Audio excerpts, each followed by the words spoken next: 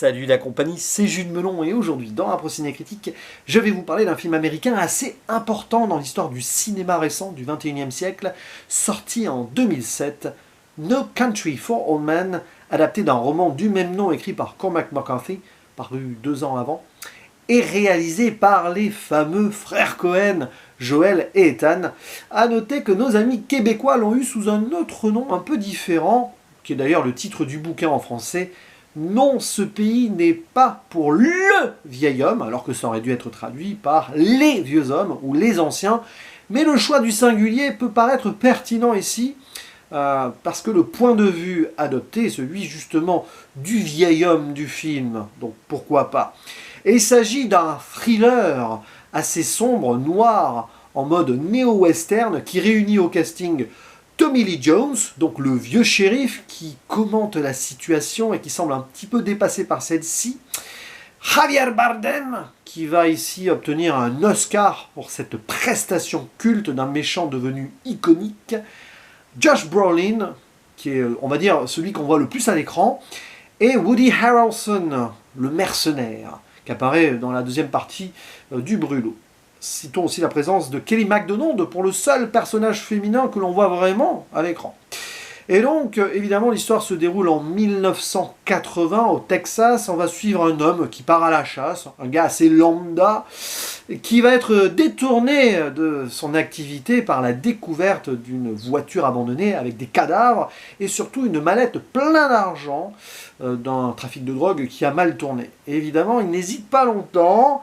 Il va récupérer l'argent, et vous connaissez le dicton « bien mal acquis ne profite jamais », puisque ceux qui ont commandité, on va dire, cet échange, sans rentrer dans les détails, ont engagé un psychopathe, tueur en série, tueur à gages, tout ce que vous voulez, très borderline, mais méthodique également, donc un certain Anton Chigurh, à pas confondre avec Sugar, non, c'est pas un gars sucré, it's not a sweet guy, comme on dit, c'est l'inverse, je pense que le choix du romancier pour ce nom n'est pas anodin.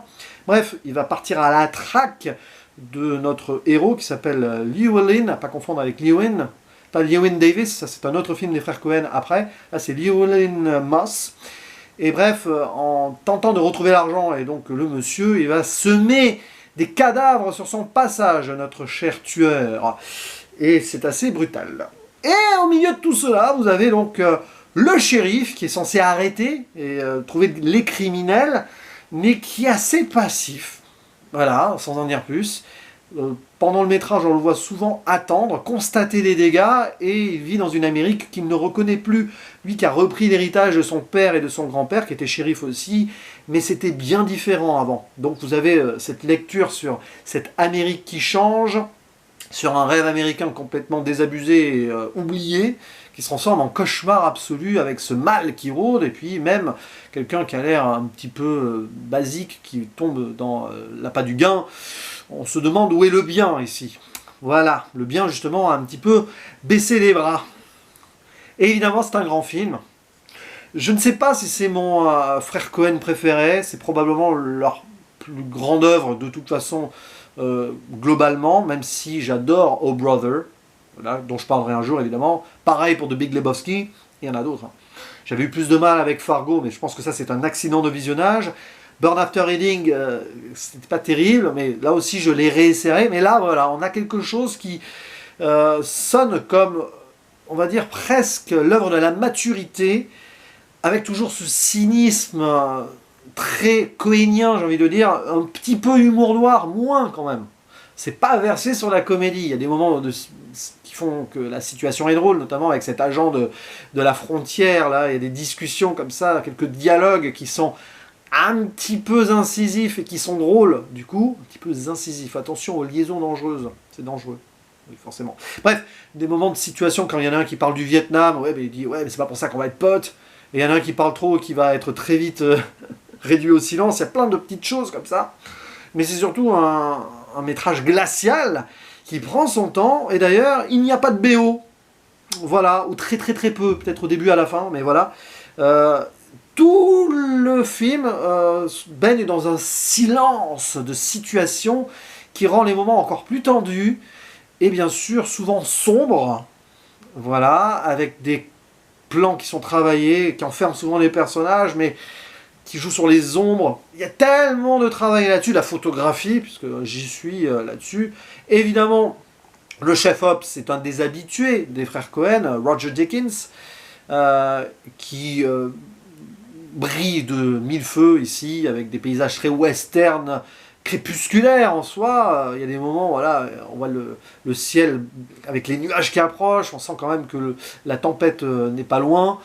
Ça va rappeler à certains moments Sicario, j'ai ça en tête, hein, qui sortira après, mais bon, c'est le style Dickens. Et d'ailleurs Sicario, frontière américano-mexicaine, etc., qui montre ici que cette violence due à la drogue et les trafics commençait vraiment à perturber les lieux. C'est les années 80, et c'est vraiment le début de l'implantation de certains cartels et tout, qui viennent ruiner un certain héritage et certaines nostalgie, oui, qui est évoquée ici par le shérif qui s'appelle Mr. Bell. Et pour lui, Bell, c'est plutôt la cloche qui sonne le glas.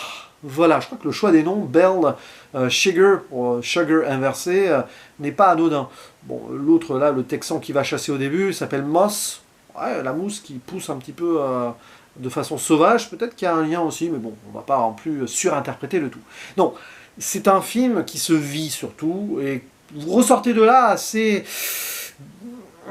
choqué par certaines choses. Il y a une forme de traumatisme qui va envahir le spectateur. Il y a des scènes qui sont violentes. Oui, il y a quand même... Oui, c'est graphique sans l'être, j'ai envie de dire. C'est surtout par les actes. Notre tueur en série, par exemple, on se demande pourquoi il fait tout ça. Il n'y a pas d'explication. C'est un peu le mal absolu. Et même, par moments, on se demande s'il prend plaisir à faire cela ou pas, si c'est en lui. Il y a un moment, quand même, quand il étrangle un policier avec ses menottes, il y a presque un moment orgasmique dans son acte. Mais sinon, il traverse le film comme ça, comme une sorte de fantôme, c'est une sorte de doigt de Dieu, mais plutôt le doigt de Satan, là, hein, j'ai envie de dire. Et puis, voilà, beaucoup de situations qui se passent justement sur la frontière. Réflexion là-dessus, donc sur un rêve américain qui a évolué mais qui a été perverti ici, clairement ça, hein, le côté cynique, pessimiste ici, mais c'est très frère Coen. Quelque part dans O Brother il y a ça, mais c'est plus sur la Grande Dépression, donc voilà, classique on va dire, là c'est très fort quand même. Et puis oui, les moments huis clos intérieurs qui sont suffocants, les extérieurs qui sont faussement contemplatifs, ou qui presque sont un miroir d'un passé révolu. C'est travaillé à chaque scène, avec minutie. Les acteurs sont au top, évidemment. Bon, je ne vais pas revenir sur Javier Bardem, mais c'est absolu ce qu'il nous propose ici. Josh Brolin, assez méconnaissable aussi, quand même. Voilà, il y a des scènes assez folles où il déambule après être sorti d'un hôpital en chemise de nuit. Il y a des échanges avec des jeunes aussi. Il y a même un parallèle avec la scène de fin, si vous voyez ce que je veux dire. Voilà, enfin la scène avant la conclusion et le monologue final. Bref, il y a tout ça. Il y a tellement de choses à dire sur ce film, mais je pense que l'essentiel est raconté là, à chaud, sur une impro ciné critique. Bien sûr, Tommy Lee Jones. On le voit pas beaucoup, et pourtant c'est le personnage principal. Petit paradoxe aussi. Ah, c'est violent. Voilà, c'est assez dur sur la psychologie d'un homme qui n'a plus rien à espérer, et qui limite n'est pas surpris par ce qui se passe tout en étant dégoûté de la situation. Il n'y a rien de pire, je trouve.